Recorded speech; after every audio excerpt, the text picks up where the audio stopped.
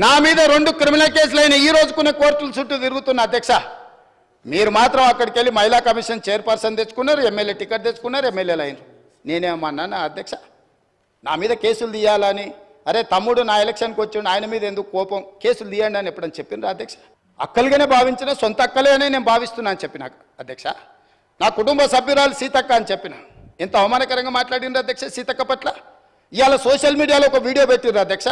నేను అది చూపిస్తే సభ గౌరవం తగ్గుతుంది కాబట్టి చూపించట్లేదు. ఇవాళ సీతక్క అక్కడ నించుంటే వెనకాల నుంచి ఒక సభ్యుడు వచ్చి ఇంకొక సభ్యుడితో మాట్లాడుతుంటే ఇవాళ టీఆర్ఎస్ నాయకులు సోషల్ మీడియాలో పెట్టిన మీమ్స్ చూస్తే మీరే ఆ వేదిక మీద నుంచి వచ్చి చెప్పు తీసుకొని కొడతారు అధ్యక్ష. వాళ్ళను చేత్తో కూడా కొట్టారు.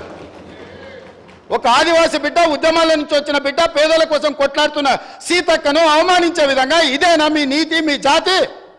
ఇందుకోసమేనా మీరు ఇవాళ ఇట్లాంటి రాజకీయాలకు పన్నుతారా?